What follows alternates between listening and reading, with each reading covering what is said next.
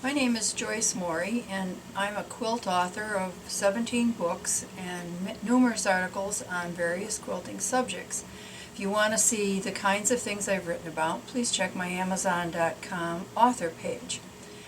Up until this point, I'd been doing mostly traditional style quilts, but lately I've had an interest in doing contemporary quilts, and I've come up with what I think is a pretty easy and fun contemporary quilt design that just about anyone could do. And so I'd like to show you in this video how I go about creating it. I'm using hand-dyed fabrics, and that's simply because I've dyed yards and yards of hand-dyed fabrics, and you can go to the store and utilize commercial fabrics. But the basic concept that you need is you must have a light colored background. And I'm going to be showing you this quilt done in 3 different sets of colors, and that's just for ease of showing you construction techniques as we move along. So this particular color is a blue-gray, and this is how it looks. The next one is one that's shades of gray, and this is showing the start of the inset piece. And this one over here shows greens. And you want light value for your background because the colors that we pick out to do the quilt are going to be dark value, so they show up. How do I pick the colors that go with the background? Somewhat intuitive, but lots of times I work with colors that can be considered somewhat analogous or split complements across a color wheel. So for instance, here I've picked out some violets and red-violet colors, and moving along on the color wheel with my red-violet and my violet, I don't have a blue except as you would look at the blue being the background, and then I move to a blue-green, a regular green, and an olive green, carrying it along as a somewhat analogous color scheme. I want to give you the measurements for the pieces I used for my background. This one is 4 inches by 7 inches, this is 7 by 7.5, and this is 10.5 by 3.5 inches. If you want, you can use more pieces if you have scraps of fabric around. You could even make this a single piece of fabric. The choice is up to you. You can see that when I lay them down like this, a smaller rectangle, one that looks almost like a square, and a larger rectangle, it's bigger than this quilt. That's because we've allowed ourselves a lot of room to be able to trim this to size when we get done. So the first step you need to do is to sew your background pieces together. When you do that, it'll look just like this. Pick out 2 of the colors that you selected, doesn't matter which 2, and cut about a 2-inch wide strip by about 15 inches long. Then cut out rectangles, squares, doesn't really matter, out of the other colors that you've selected, and they're somewhere in the neighborhood of 3 inches to 4 inches or 4 inches square. It's all very random.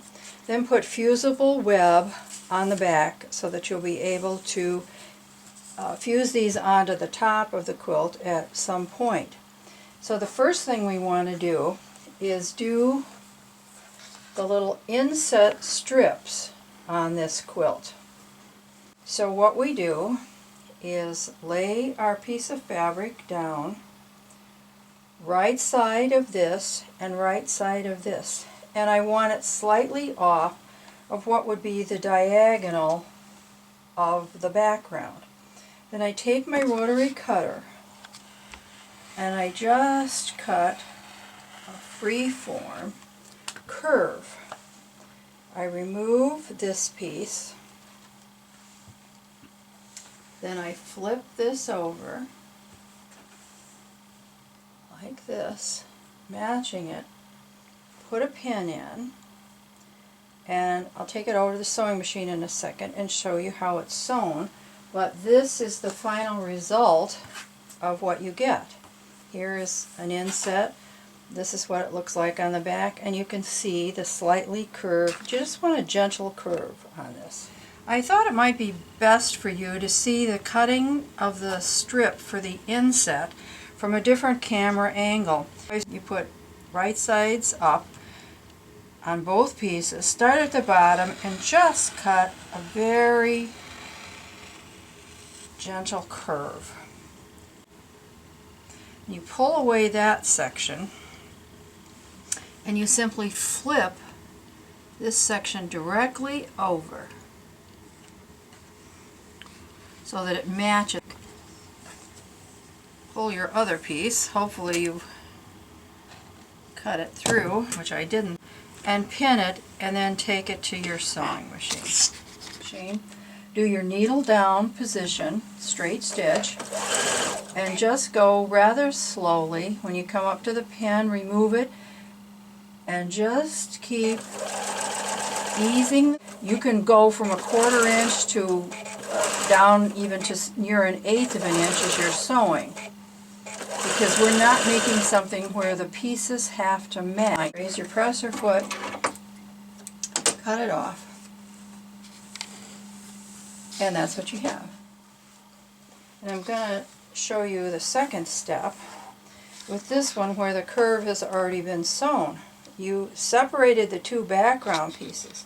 So lay this down on here and have somewhere in the neighborhood of 3/4 of an inch to 1/2 an inch distance. You don't want a large strip of color showing, but you want some color. And do the same thing here. Doesn't matter if you recut a little bit on the other one, that's perfectly fine. We're just going to flip it over, work down here at the bottom so it's easier for you to see on the camera, and just put a pin in. We're going to go over to the sewing machine and sew them. I'm now sewing the second side of one of the long strips where we'd already had the first side sewn in, and it's the same process.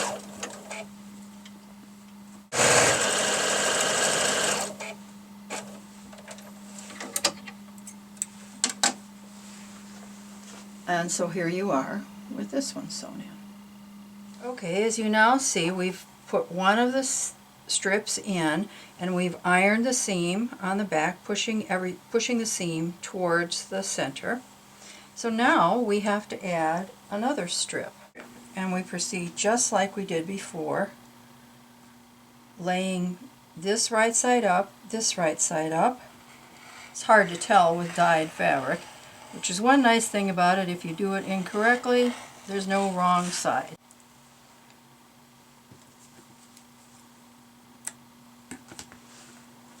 Flip it over again.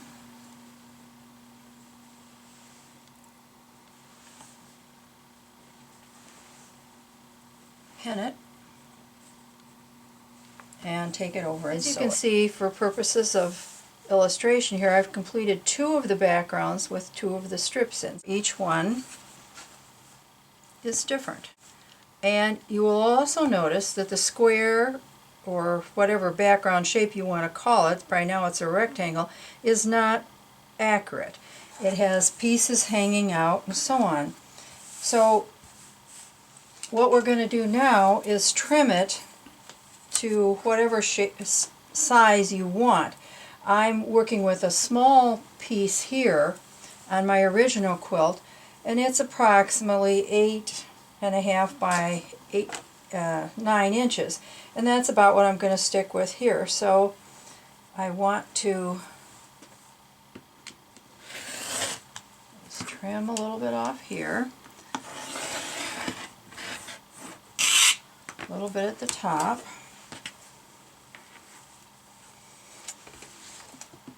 And then this is all just really a matter of eyeballing it as to what size you think you want. I'm going to go with my 8.5 by 9 inch size.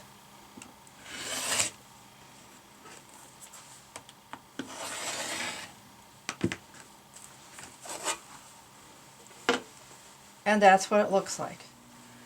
I cut the other strip piece to general size of 9 inches by 8.5, 8 3/4. Now, you remember that I had you put fusible web on the back of some rectangles that are also part of the colors you've selected for this design. So now I took that and I cut approximately 1.5 inch and 1.25 inch strips from that, and then just randomly cut out some rectangles and squares. And I have way too many beyond what I'm going to need, so it's a question now of just deciding how I want to place them on here. So I just kind of move them around. I'd like some to maybe cross one of the strips.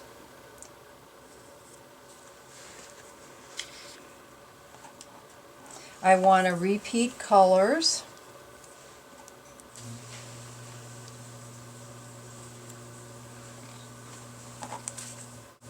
This looks to me like a pretty good arrangement. The next step is to peel your fusible web off of your piece and put it down on here, and do that for all of them.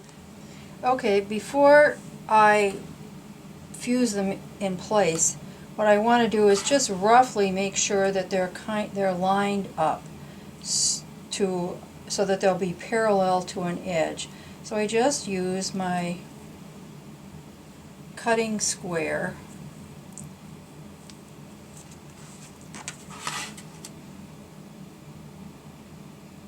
and make sure the bottom is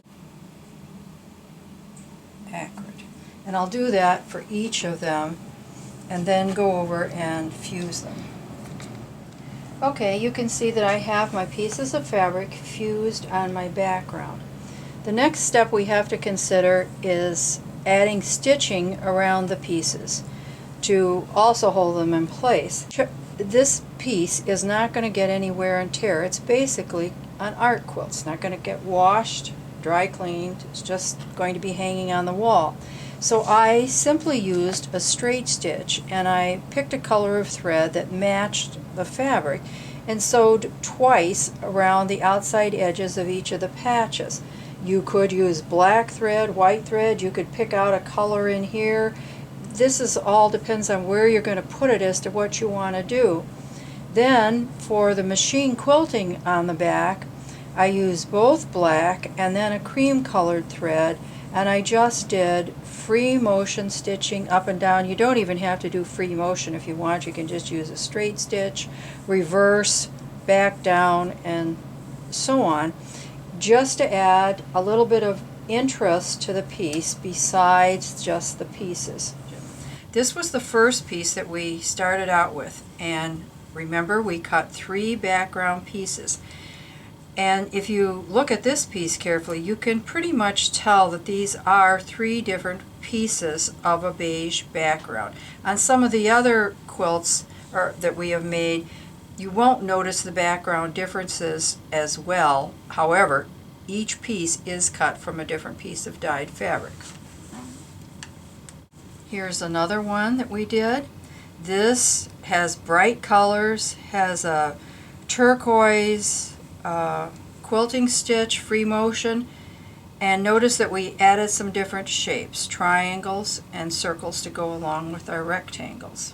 So if you notice on this one, the free motion quilting more or less follow the outside shapes, outside edges of the different shapes, and I usually did it twice to make them really stand out. I wanted the pieces to sort of pop, and then I just added some other little wiggles and squiggles to draw interest to the background.